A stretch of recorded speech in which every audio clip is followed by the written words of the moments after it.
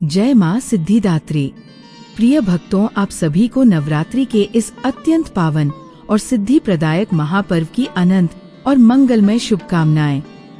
आज नवरात्रि का नवा दिन है, वह महान तिथि जब प्रकृति की समस्त शक्तियाँ एक बिंदु पर आकर मिल जाती है।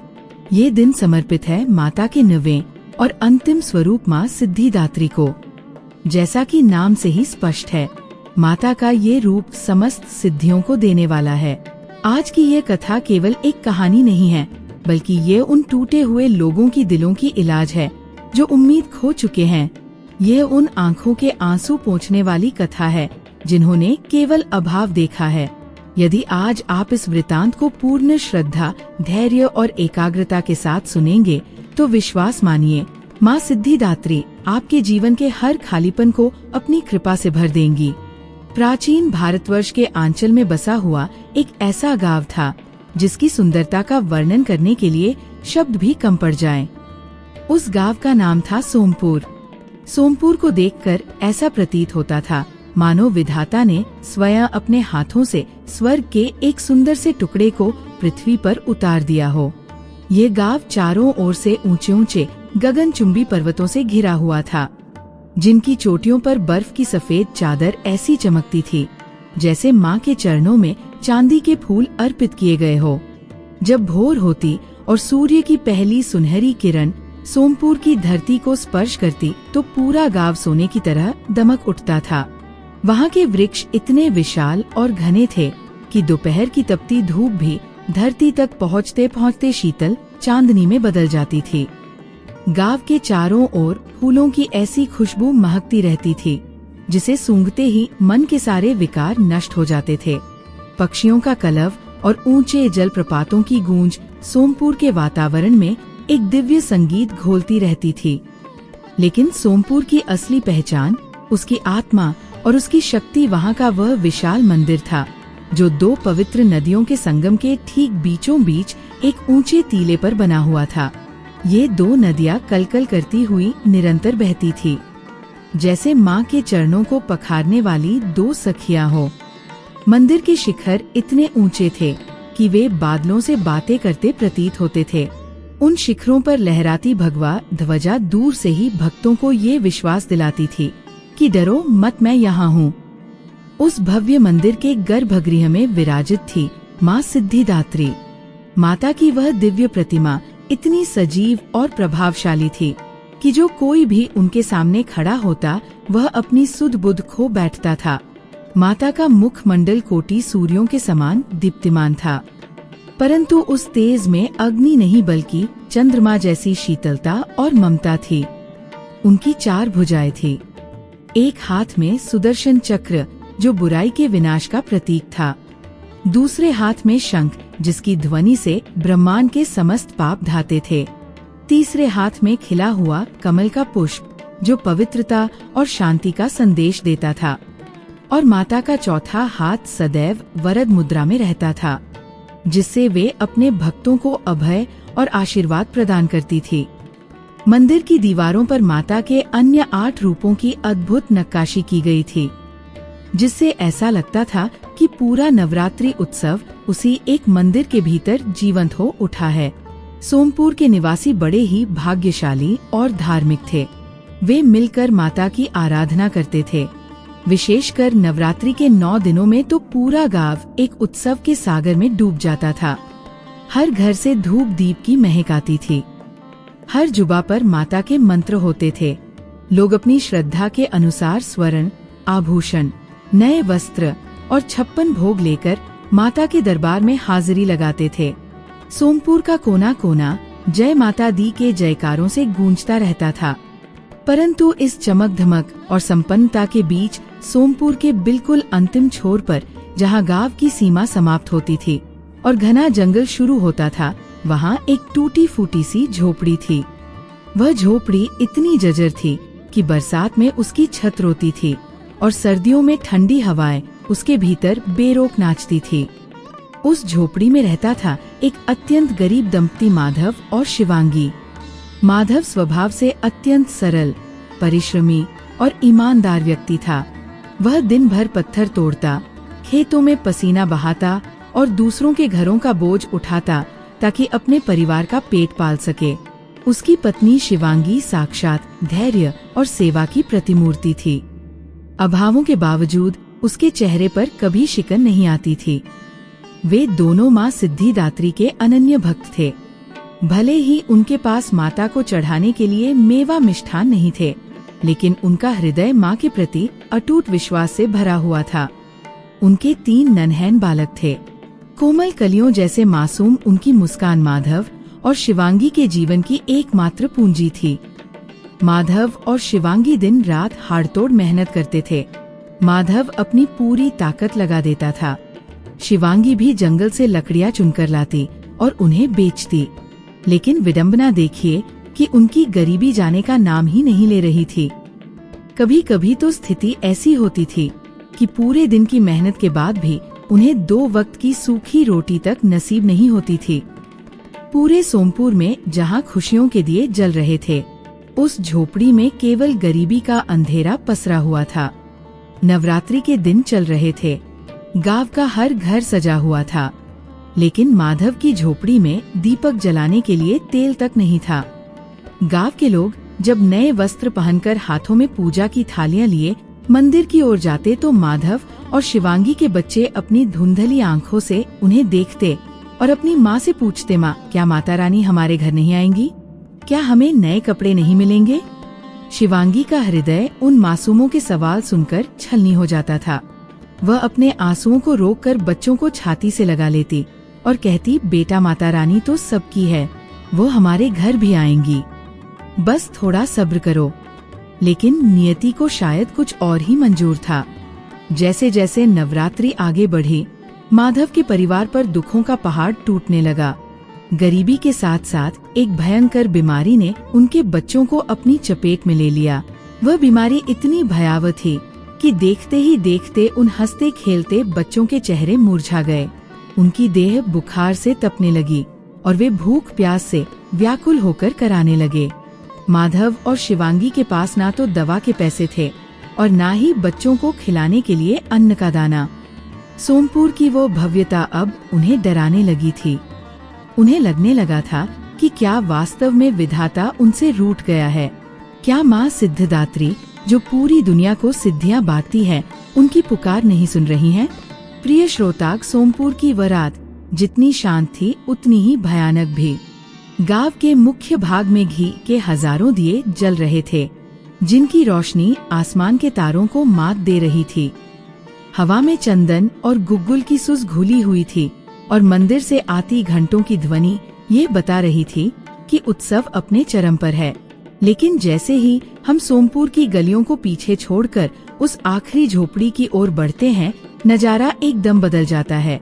वहाँ रोशनी के नाम पर केवल बादलों के बीच से छनकर आती फीकी चांदनी थी, जो उस टूटी हुई छत के सुराखों से जमीन पर गिर रही थी। भीतर का दृश्य इतना हृदय विदारक था कि किसी पत्थर दिल इंसान की आंखों में भी आंसू आ जाए। माधव की वो छोटी सी झोपड़ी, जिसे उसने बड़े अरमानों से तिनका जोर कर बनाया था, आज दुखों का केंद्र बन गई थी। उसके 3 नन्हे बालक जमीन पर बिछी एक फटी हुई चटाई पर लेटे हुए थे। उनके शरीर तेज बुखार से तप रहे थे, जैसे किसी ने दहकते हुए अंगारे उनके शरीर पर रख दिए हो। उनकी आंखें धंस गई थी, होठ सूख कर सफेद पड़ चुके थे और उनके छोटे छोटे हाथ पांव कांप रहे थे। भूख और बीमारी ने उन मासूमों को इस कदर तोड़ दिया था कि अब उनके पास रोने तक की शक्ति नहीं बची थी। वे बस रहकर धीमी आवाज में कराते थे, माँ, भूख लगी है, माँ, बहुत दर्द हो रहा है। शिवांगी, जो खुद कई दिनों से भूखी थी, अपने बच्चों के सिर पर ठंडे पानी की पट्टियां रख रही थी। उसके पास देने के लिए ना तो कोई औषधि थी और ना ही अन्न का एक भी दाना। वह अपनी साड़ी के पल्लू से बच्चों के पसीने को पोंछती और फूट फूट कर रोने लगती। आज एक माँ की ममता का बांध टूट चुका था। वह बार बार अपनी खिड़की से उस चमकते हुए मंदिर की ओर देखती, जहाँ से उत्सव का संगीत आ रहा था। उसके भीतर एक द्वंद्व चल रहा था, भक्ति और पीड़ा का द्वंद्व। वह अपने पति माधव की ओर देखकर सिसकते हुए बोली, स्वामी, क्या विधाता को हमारी कोई सुध नहीं है? क्या माँ सिद्धिदात्री केवल उन्हीं की सुनती है जो उन्हें सोने और चांदी के आभूषण चढ़ाते हैं? देखिए हमारे बच्चों को, ये तिल तिल करके मर रहे हैं। क्या माँ के हृदय में हमारे लिए कोई स्थान नहीं है? क्या वो गरीबों की माँ नहीं है? कहते हैं कि वह चराचर जगत की जननी है। फिर एक जननी अपने बच्चों को इस हाल में कैसे देख सकती है? क्या हमने कोई ऐसा पाप किया है जिसकी सजा ये निर्दोष बालक भुगत रहे हैं? माधव, जो झोपड़ी के एक कोने में सिर झुकाए बैठा था, उसके पास इन सवालों का कोई जवाब नहीं था। उसका पुरुषार्थ हार चुका था। वो सुबह से ही मजदूरी की तलाश में गांव की गलियों में भटका था।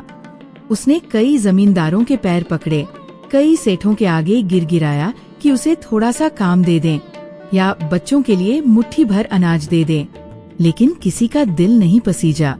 लोगों ने उसे दुत्कार दिया। किसी ने कहा कि नवरात्रि के पावन समय में वह अपनी दरिद्रता लेकर उनके सामने ना आए, तो किसी ने उसे अपशकुनी कहकर भगा दिया। माधव खाली हाथ लौटा था। जब उसके बच्चे उम्मीद भरी आंखों से अपने पिता की ओर देखते तो माधव की नजरें शर्म और लाचारी से झुक जाती। वह अपनी पत्नी से क्या कहता? क्या वह ये बताता कि जिस गांव को वो स्वर्ग समझता था, वहाँ के इंसानों के दिल पत्थर के हो चुके हैं? वह बस इतना ही कह पाया, शिवांगी धैर्य रखो, माँ सबकी परीक्षा लेती है। शायद हमारी परीक्षा कुछ ज्यादा ही कठिन है, लेकिन मुझे विश्वास है कि वो हमें बेसहारा नहीं छोड़ेंगी। जैसे जैसे रात गहराती गई, बच्चों की हालत और बिगड़ने लगी। छोटा बालक तो बेहोशी की हालत में जाने लगा। ये देखकर शिवांगी व्याकुल हो उठी। उसने माधव से कहा, स्वामी, मैं अब और नहीं देख सकती। चलिए बच्चों को उठाकर मंदिर ले चलते हैं। माँ के चरणों में गिर जाएंगे। अगर वे जान देना चाहते हैं तो माँ के द्वार पर ही दें। कम से कम माँ को ये तो दिखेगा कि उनके भक्त किस हाल में हैं। माधव और शिवांगी ने अपने बीमार बच्चों को अपनी गोदी में उठाया और लड़खड़ाते कदमों से मंदिर की ओर चल दिए। ठंडी हवाएं चल रही थी। पैरों में जूते नहीं थे, लेकिन ममता और मजबूरी उन्हें खींच कर ले जा रही थी। जैसे ही वे मंदिर की सीढ़ियों के करीब पहुँचे, दूर से ही उन्हें भक्तों की भीड़ और जयकारों की आवाज सुनाई देने लगी। मंदिर का द्वार रोशनी से जगमगा रहा था, लेकिन जैसे ही माधव ने मंदिर की पहली सीढ़ी पर कदम रखा, मंदिर के रक्षकों और कुछ धनी ग्रामीणों ने उन्हें रोक लिया। रुको, कहाँ जा रहे हो इस फटे हाल में? एक ऊंचे रसूख वाले व्यक्ति ने कड़वी आवाज में कहा। माधव गिड़गिड़ाया, प्रभु, मेरे बच्चे बहुत बीमार हैं, वे मर रहे हैं। मुझे बस एक बार माँ सिद्धिदात्री के दर्शन करने दीजिए। उनके चरणों की धूल मिल जाएगी तो शायद मेरे बच्चे बच जाएंगे।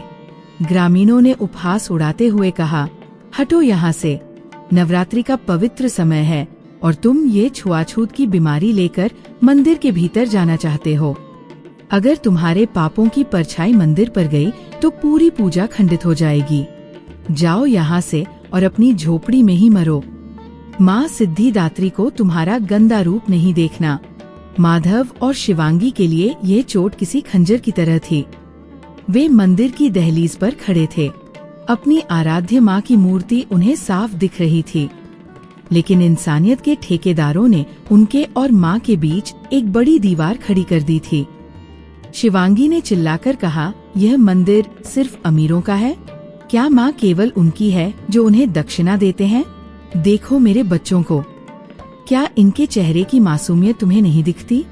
लेकिन किसी ने उनकी बात नहीं सुनी। उन्हें धक्के देकर मंदिर की सीढ़ियों से नीचे उतार दिया गया। माधव गिर पड़ा। उसके हाथ से उसका बच्चा छूटते छूटते बचा। अपमान और पीड़ा के घूंट पीकर वे वापस अपनी अंधेरी झोपड़ी की ओर लौटने लगे। उनके पीछे मंदिर के घंटों की आवाज अब उन्हें आशीर्वाद नहीं बल्कि एक ताना लग रही थी। वापस झोपड़ी में आकर उन्होंने बच्चों को लिटाया। बच्चों की सांसें अब बहुत धीमी चल रही थी। उनका मासूम चेहरा पीला पड़ चुका था। शिवांगी ने रोते रोते आसमान की ओर देखा और कहा, हे विधाता, अगर तूने हमें गरीबी दी थी तो हमें ये ममता क्यों दी? अगर तू हमें खिला नहीं सकता तो हमें ये भूख क्यों दी? आज एक माँ अपनी ममता से हार रही है। माँ सिद्धिदात्री, अगर आप सच में हैं तो आज आपको इस झोपड़ी में आना होगा, वरना कल का सूरज मेरे बच्चों को जीवित नहीं देख पाएगा। उधर मंदिर के भीतर विराजमान माँ की मूर्ति की आंखों में एक अजीब सी चमक थी। कहते हैं कि जब भक्त की करुणा अपनी सीमा पार कर जाती है तो भगवान भी बंध जाते हैं। माँ सिद्धिदात्री, जो ब्रह्मांड की स्वामिनी है, अपने उन मासूम भक्तों की पुकार सुनकर व्याकुल हो उठी थी। उनका हृदय पिघल रहा था, लेकिन लीला का अभी एक और अध्याय बाकी था। रात का तीसरा पहर शुरू हो चुका था। सोमपुर की गलियों में सन्नाटा पसर गया था। तभी सोमपुर के जंगल वाले रास्ते से एक वृद्ध महिला, जो अत्यंत फटे पुराने कपड़ों में थी, हाथ में एक डंडा लिए लड़खड़ाते हुए माधव की झोपड़ी की ओर बढ़ने लगी। उसके चेहरे पर अनगिनत झुर्रियां थी और उसकी आंखों में एक ऐसी करुणा थी जो इस संसार की नहीं लगती थी। प्रिय श्रोताग, आधी रात बीत चुकी थी। सोमपुर की फिजाओं में मंदिर के घंटों की गूंज अब शांत हो चली थी, लेकिन उस टूटी झोपड़ी के भीतर सन्नाटा किसी प्रलय से कम नहीं था। माधव और शिवांगी अपनी नियति के आगे घुटने टेक चुके थे। तभी झोपड़ी के बाहर सूखे पत्तों पर किसी के चलने की आहट हुई। चरचर वो पच्चाप धीमी थी, लेकिन उसमें एक अजीब सी धमक थी। एक जजर और झुकी हुई काया वाली वृद्धा, जिसके सफेद बाल हवा में लहरा रहे थे और जिसकी आंखों में करुणा और तेज का ऐसा संगम था जिसे देख कोई भी सम्मोहित हो जाए, झोपड़ी की दहलीज पर आकर खड़ी हो गई। उसके हाथ में एक टेढ़ी मेढ़ी लकड़ी थी और कंधों पर एक फटा हुआ झोला। शिवांगी ने धुंधली आंखों से ऊपर देखा। उसे लगा कि शायद गांव का कोई और व्यक्ति उन्हें फिर से अपमानित करने आया है, लेकिन उस वृद्धा के चेहरे पर कोई तिरस्कार नहीं था, बल्कि एक ऐसी ममता थी जो केवल एक माँ की आंखों में ही हो सकती है। वृद्धा ने बड़ी ही कोमल आवाज में कहा, बेटी, क्या इस बुढ़िया को थोड़ा सा जल मिलेगा? बड़ी दूर से आई हूँ, कंठ सूख रहा है। शिवांगी, जो खुद भूख और प्यास से अधमरी थी, अपनी पीड़ा भूल गई। भारतीय संस्कार उसके रग-रग में थे। उसने कांपते हाथों से जल का एक मिट्टी का पात्र उठाया और उस वृद्धा की ओर बढ़ा दिया। वृद्धा ने जल पिया और फिर अपनी नजरें उन बीमार बच्चों पर डाली जो मौत की दहलीज पर खड़े थे। वृद्धा ने गहरी सांस लेकर कहा, बड़े कष्ट में हो तुम लोग। क्या बात है, इन नन्हों का ये हाल कैसे हुआ? माधव ने सिसकते हुए कहा, माँ, हम अभागे हैं। विधाता ने हमें गरीबी दी और अब ये बीमारी हमारे बच्चों को हमसे छीन रही है। हम मंदिर गए थे, पर वहाँ इंसानों ने हमें धक्के देकर निकाल दिया। शायद माँ सिद्धिदात्री भी अमीरों की ही सुनती है। वृद्धा की आंखों में एक क्षण के लिए बिजली सी चमकी। उसने शांत स्वर में कहा, बेटा, माँ कभी किसी में भेद नहीं करती। भेद इंसान की आंखों में होता है, माँ के हृदय में नहीं। यदि तुम वास्तव में अपने बच्चों का जीवन चाहते हो तो मेरी एक बात मानोगे। शिवांगी वृद्धा के चरणों में गिर पड़ी और रोते हुए बोली, माँ, आप जो कहेंगी मैं वही करूँगी। बस मेरे इन बच्चों को बचा लीजिए। देखिए इनका शरीर कैसा पीला पड़ गया है, इनकी सांसें उखड़ रही हैं। वृद्धा ने अपना हाथ शिवांगी के सिर पर रखा। उस स्पर्श में ऐसी शीतलता थी कि शिवांगी को लगा जैसे उसके जन्मों की थकान मिट गई हो। वृद्धा ने कहा, सुनो बेटी, कल और परसों यानी नवरात्रि के इन अंतिम 2 दिनों में तुम्हें माँ सिद्धिदात्री का विशेष उपवास और पूजन करना होगा। पूर्ण श्रद्धा के साथ बिना अन्न जल ग्रहण किए माँ का ध्यान करना। विश्वास रखो, माँ की कृपा से सब ठीक हो जाएगा। माधव ने हैरान होकर पूछा, पर माँ, हम तो पहले ही कई दिनों से भूखे हैं। हमारे पास पूजा के लिए ना फूल है, ना दीपक, ना सामग्री, और हमारे बच्चों की ये हालत, क्या ये 2 दिन और निकाल पाएंगे? वृद्धा मुस्कुराई और बोली, माँ को सामग्री नहीं भाव चाहिए, जो तुम्हारे पास है वही अर्पित कर दो, बाकी सब माँ देख लेंगी। इतना कहकर वो वृद्धा अंधेरे में ओझल हो गई। जैसे ही वह वृद्धा झोपड़ी से बाहर निकली, उसका रूप बदलने लगा। वह अब केवल एक लाचार बुढ़िया नहीं थी, उसका चेहरा और भी भयावह और डरावना हो गया, जैसे वह दुनिया की सारी दरिद्रता और बीमारी को अपने भीतर समेटे हुए हो। उसके कपड़े और भी फट गए, उसके घावों से रक्त रिसने लगा। वह अब एक ऐसी भिक्षुणी बन गई थी जिसे देख कोई भी घृणा से भर जाए। वह वृद्धा सोमपुर के मुख्य मार्ग की ओर बढ़ी, जहां अमीरों के बड़े बड़े महलुमा घर थे। वो हर दरवाजे पर गई और चिल्लाकर बोली, मैं भूखी हूँ, कोई मुझे रोटी का एक टुकड़ा दे दो, कोई मुझे माँ के चरणों का प्रसाद दे दो। लेकिन सोमपुर के उन अहंकारी लोगों ने क्या किया? उन्होंने अपने घर के खिड़की दरवाजे बंद कर लिए। एक धनी सेठ ने अपनी बालकनी से झांका और चिल्लाया, ओ बुढ़िया, इस पावन समय में अपना ये घृणित रूप लेकर यहाँ से चली जा। मंदिर के उत्सव में विघ्न मत डाल। अगर तूने यहाँ कदम भी रखा तो मैं तुझे कोरों से पिटवाऊंगा। वृद्धा नहीं रुकी। वह मंदिर की ओर बढ़ी, जहाँ एक बड़ा भोज चल रहा था। उसने वहाँ जाकर हाथ फैलाया। वहाँ के पंडितों और रक्षकों ने उसे देखा और उनके चेहरे घृणा से भर गए। उन्होंने कहा, ये अभागिन यहाँ कहाँ से आ गई? इसे पत्थर मारो, ये हमारी शुद्धि खराब कर देगी। देखते ही देखते गांव के कुछ शरारती और अहंकारी युवकों ने उस वृद्धा पर पत्थरों की बारिश शुरू कर दी। मर जा यहाँ से, भाग जा। अभागिन की आवाजों से आसमान गूंज उठा। एक पत्थर वृद्धा के माथे पर लगा और वहाँ से रक्त की धारा बह निकली। उस वृद्धा ने, जो वास्तव में माँ सिद्धिदात्री की एक माया थी, अपनी लहूलुहान आंखों से उन गांव वालों की ओर देखा। उसकी आंखों में अब करुणा नहीं बल्कि महाकाल का प्रकोप झलका। उसने मन ही मन कहा, अरे मूर्खों, तुमने पत्थर मुझे नहीं बल्कि अपनी ही मानवता को मारे हैं। तुमने आज उस शक्ति का अपमान किया है जो तुम्हें जीवन देती है। वृद्धा चुपचाप वहाँ से हट गई और अंधेरे में विलीन हो गई। उधर झोपड़ी में माधव और शिवांगी ने संकल्प लिया। उन्होंने उन 2 दिनों का निर्जला व्रत शुरू किया। बच्चों की हालत और भी बिगड़ गई थी, लेकिन अब उनके मन में एक अजीब सी शांति थी। वे बस माँ सिद्धिदात्री के नाम का जाप कर रहे थे। प्रिय श्रोताग, सोमपुर की वो रात अब सामान्य नहीं रह गई थी। जैसे ही उस रहस्यमयी वृद्धा ने अपनी लहूलुहान आंखों से गांव की ओर अंतिम बार देखा और ओझल हुई पूरे वातावरण में एक भारीपन छा गया। उत्सव की वो मधुर ध्वनि अचानक कर्कश लगने लगी। मंदिर की मशालें फरफराने लगी और बिना किसी हवा के बुझने लगी। आसमान में बादलों ने ऐसा डेरा डाला कि पूर्णिमा की रात अमावस से भी ज्यादा काली हो गई। उधर उस छोटी सी झोपड़ी में माधव और शिवांगी का दूसरा दिन शुरू हो चुका था। उनके शरीर भूख और प्यास से सूख चुके थे, लेकिन उनकी आत्मा माँ सिद्धिदात्री के चरणों में अटकी थी। झोपड़ी के भीतर का दृश्य पत्थर को भी रुला देने वाला था। उनके तीनों नन्हे बालक अब पूरी तरह निढाल हो चुके थे। वे हिल भी नहीं पा रहे थे। उनकी बड़ी बड़ी आंखें छत की ओर लगी थी, जैसे वे वहाँ खड़ी मौत को देख रहे हो। शिवांगी अपने सबसे छोटे पुत्र को गोद में लेकर बैठी थी।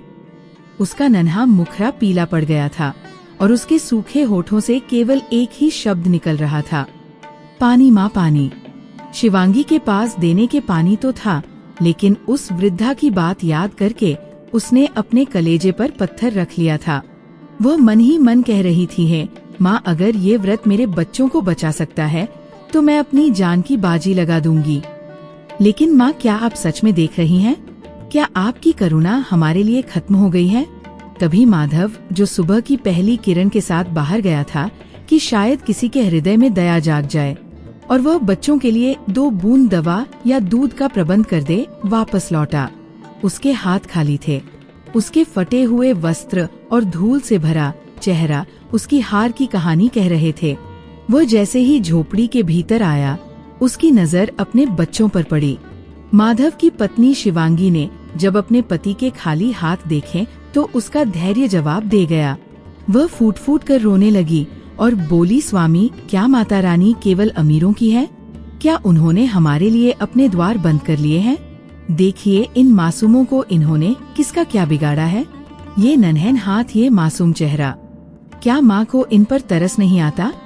क्या माँ भेदभाव करती है? उनके लिए तो सारा संसार एक समान है। फिर हमारी ये करुण पुकार उनके कानों तक क्यों नहीं पहुंच रही? हमने ऐसा क्या पाप किया है कि हमारे बच्चे हमारी आंखों के सामने तिल तिल कर मर रहे हैं?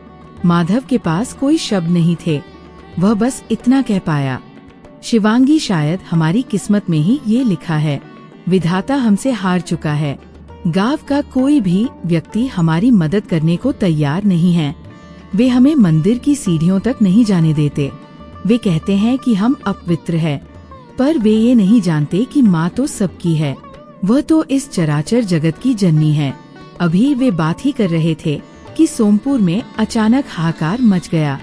वह वैभवशाली गांव जो कल तक खुशियों से सराबोर था, अचानक एक अज्ञात और भयंकर बीमारी की चपेट में आ गया।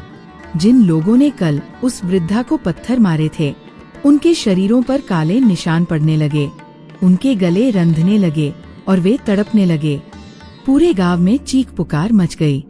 बड़े बड़े सेठ जो अपनी तिजोरियों पर गर्व करते थे, आज जमीन पर परे कराह रहे थे।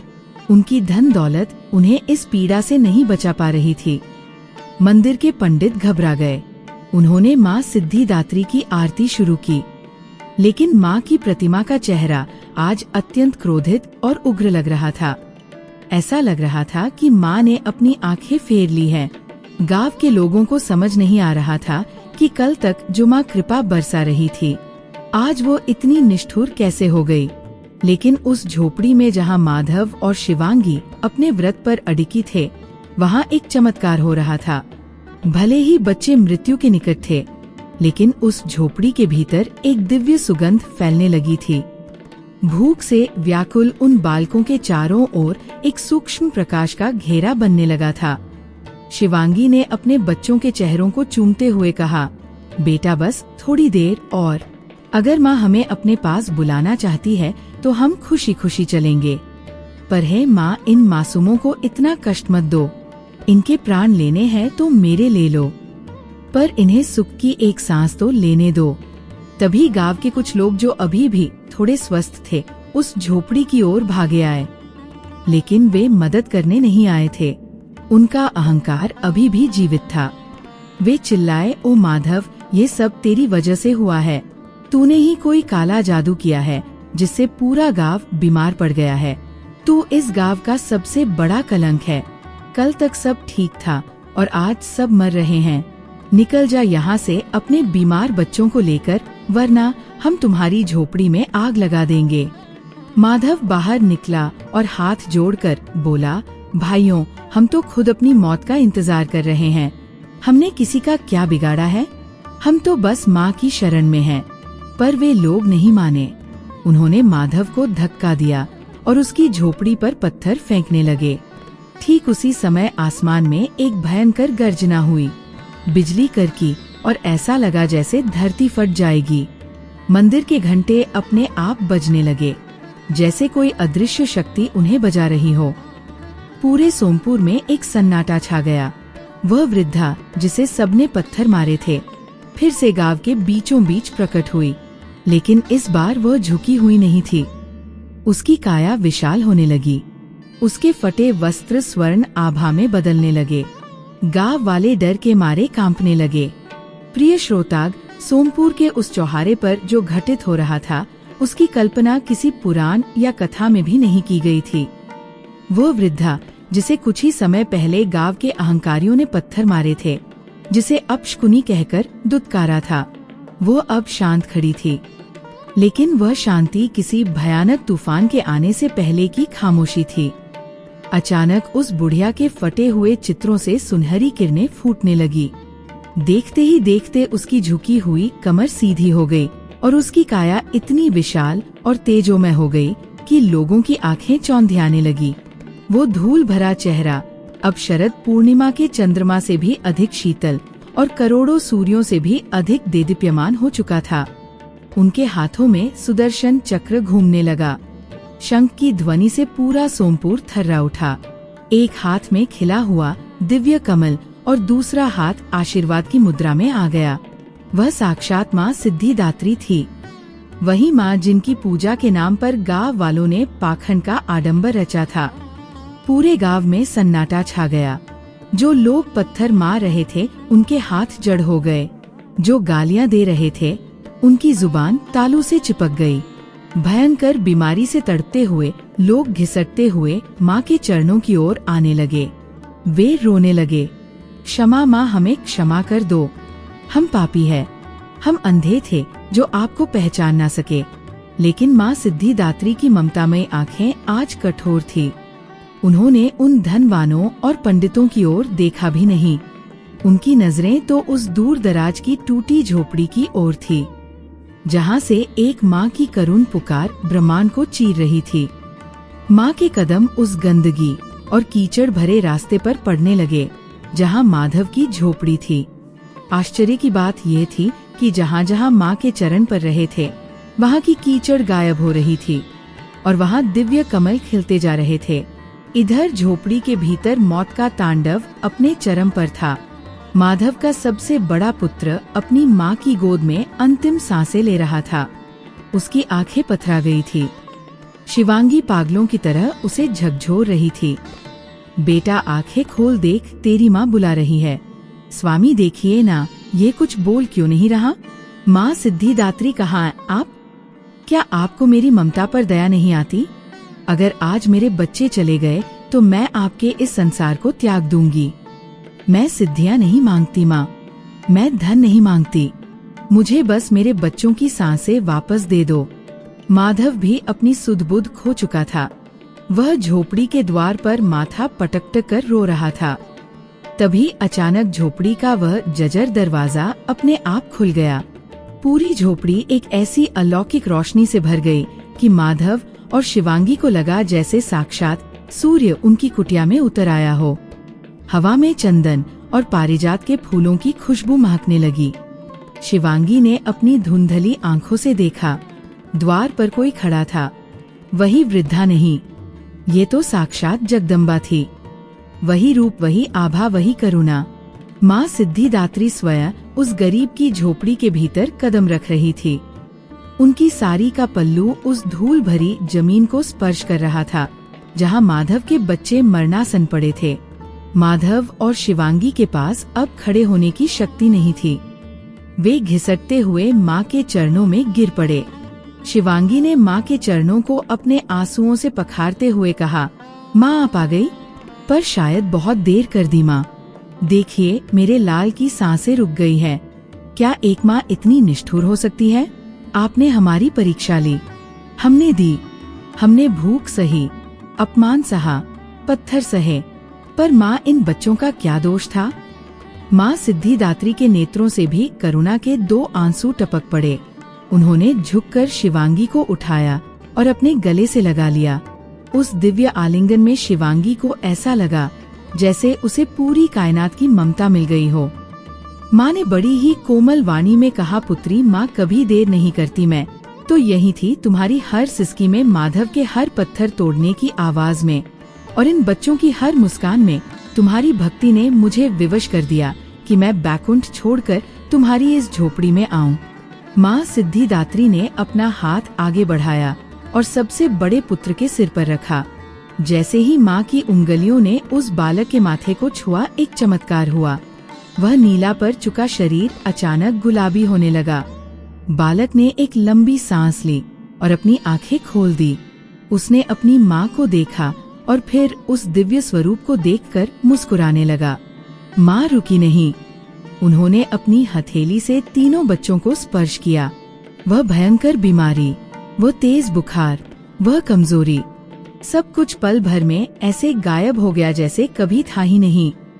बच्चे ऐसे उठकर बैठ गए जैसे वे गहरी नींद से जागे हो।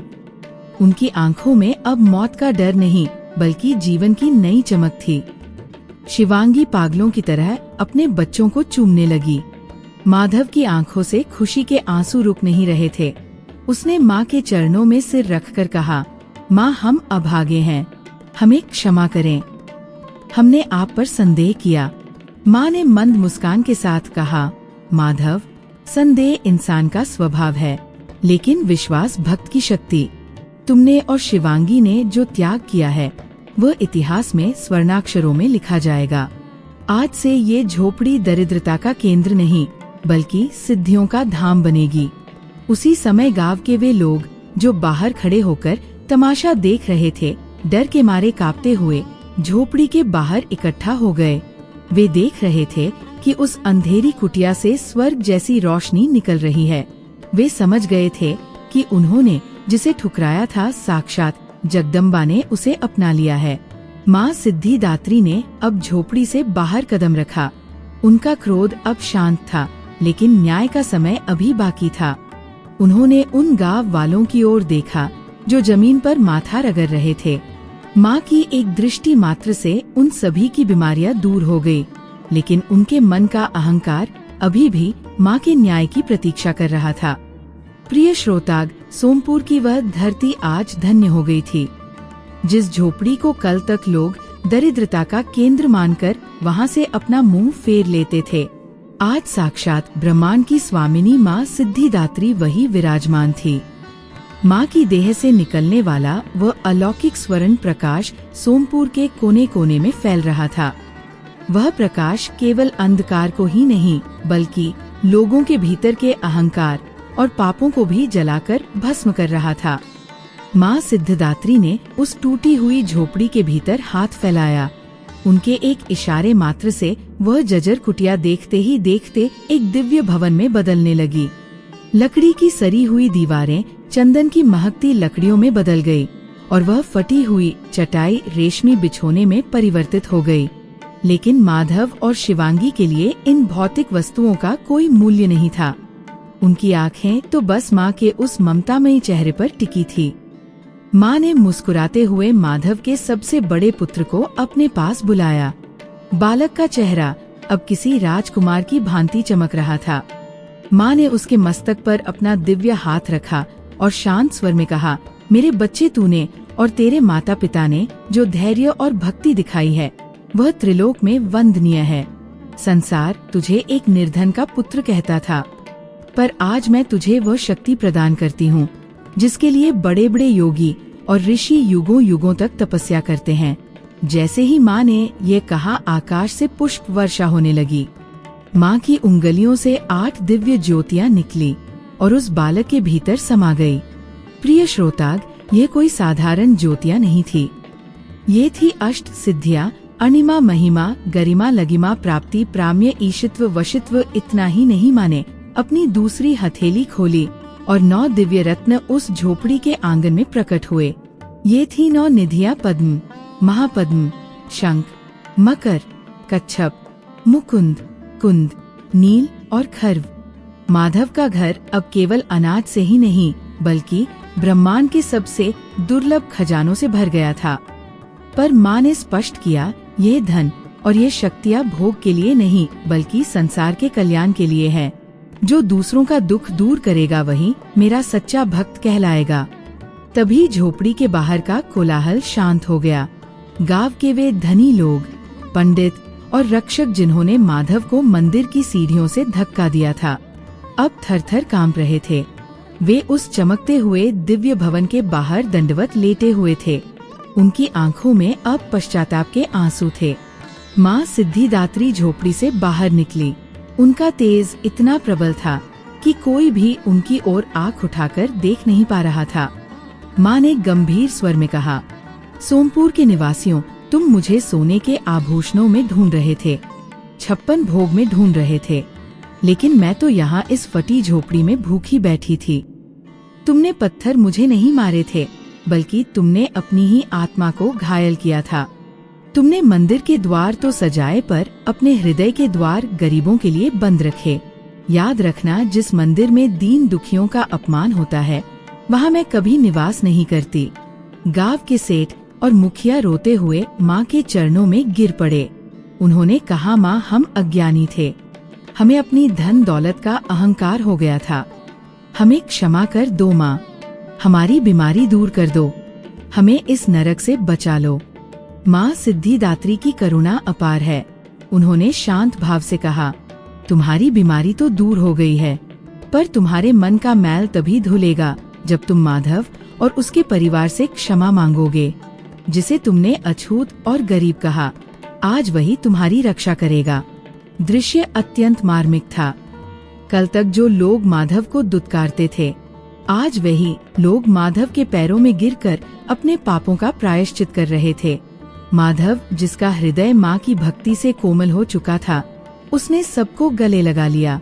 उसने माँ से प्रार्थना की, हे जननी, इन्हें क्षमा कर दें, इनकी अज्ञानता को दूर करें। मेरे लिए तो यही सबसे बड़ी निधि है कि आप मेरे घर आई। शिवांगी ने अपने तीनों बच्चों को माँ के चरणों में समर्पित कर दिया। माँ ने बच्चों को आशीर्वाद दिया और कहा, यह बालक अब साधारण मनुष्य नहीं बल्कि धर्म के रक्षक कहलाएंगे। जहाँ कहीं भी अन्याय होगा वहाँ इनकी सिद्धियाँ काम आएंगी। पूरी रात सोमपुर में उत्सव जैसा माहौल था, लेकिन ये उत्सव पहले जैसा नहीं था। अब वहाँ ना तो अहंकार था और ना ही भेदभाव।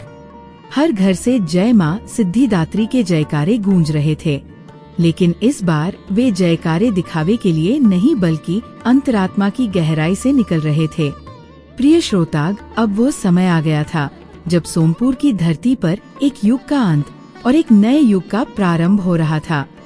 माँ सिद्धिदात्री, जिन्होंने अपनी असीम अनुकंपा से माधव की उस जर्जर कुटिया को स्वर्ग से भी सुंदर धाम बना दिया था, अब अपने वास्तविक लोक की ओर प्रस्थान करने के लिए तैयार थी।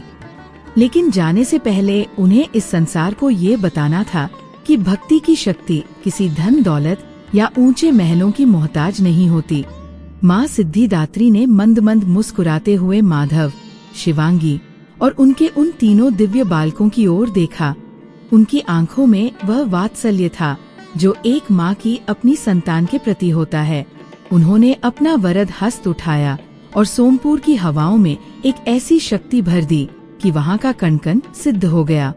माँ ने अंतिम बार गंभीर और मधुर वाणी में कहा है, सोमपुर के वासियों, सदा स्मरण रखना, जो मनुष्य निर्बल की सहायता करता है, जो भूखे को अन्न और प्यासे को जल देता है, उसकी पूजा मुझ तक सबसे पहले पहुँचती है। माधव और शिवांगी ने अपनी गरीबी में भी अपना धर्म नहीं छोड़ा, इसलिए आज वे मेरे सबसे प्रिय भक्त हैं। आज से ये गांव सिद्धपुर के नाम से जाना जाएगा, जहाँ कोई भूखा नहीं सोएगा और जहाँ ऊंच नीच का कोई स्थान नहीं होगा। जैसे ही माँ के मुख से ये शब्द निकले, सोमपुर के उस भव्य मंदिर के कपाट अपने आप खुल गए। वहाँ विराजित माता की प्रतिमा से एक दिव्य ज्योति निकली और साक्षात खरी माँ सिद्धिदात्री में समा गई। देखते ही देखते माँ का वह विशाल स्वरूप एक अत्यंत सूक्ष्म सुनहरी ज्योति में बदल गया और आकाश की ओर बढ़ता हुआ बादलों में विलीन हो गया। आसमान से मंदार के फूलों की ऐसी वर्षा हुई कि पूरे गांव की गलियां महक उठी। प्रिय श्रोताग, माँ तो अंतर्ध्य हो गई, लेकिन वे माधव के परिवार को एक ऐसी विरासत दे गई जो युगों युगों तक मिसाल बनी रही। माधव के वे तीनों बालक, जिन्हें माँ ने अष्ट सिद्धि और 9 निधि प्रदान की थी, वे केवल शक्तिशाली योद्धा या धनी व्यक्ति नहीं बने, बल्कि वे परोपकार की प्रतिमूर्ति बने। उनके बड़े पुत्र ने अपनी अनिमा और महिमा जैसी सिद्धियों का उपयोग करके आसपास के सूखे क्षेत्रों में नदियां प्रवाहित की। उनकी प्राप्ति सिद्धि से वे दूर दराज के बीमारों तक औषधि पहुंचाते थे।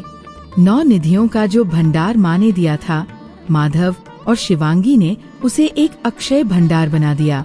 उस द्वार पर जो भी आता वह कभी खाली हाथ नहीं लौटता था। जिस शिवांगी को कभी गांव के लोग दुत्कारते थे, आज पूरा गांव उसे बरी माँ कहकर पुकारता था।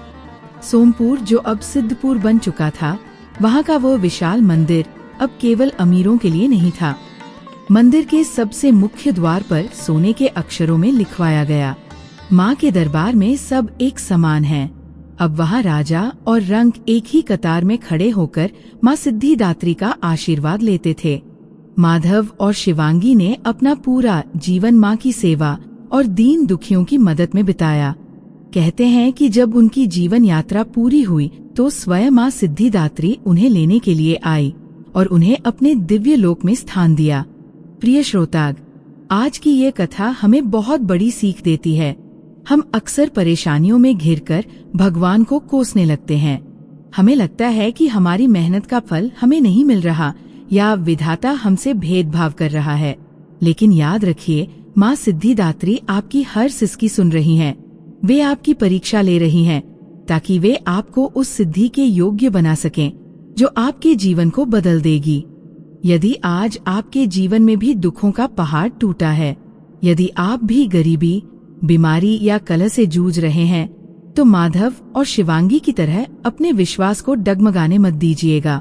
नवरात्रि के इस 9वें दिन जो माँ का सबसे बड़ा और अंतिम स्वरूप है, यदि आप इस कथा को पूरे मन से सुनते हैं तो माँ आपकी झोली खुशियों से भर देंगी, क्योंकि माँ सिद्धिदात्री वह स्वरूप है जो असंभव को भी संभव कर देती है। हमारी ये प्रस्तुति उन सभी भक्तों के चरणों में समर्पित है जो माँ की अटूट भक्ति में विश्वास रखते हैं। माँ सिद्धिदात्री आप सभी के जीवन से अंधकार को दूर करें और आपको अष्ट सिद्धियाँ और सुख शांति प्रदान करें।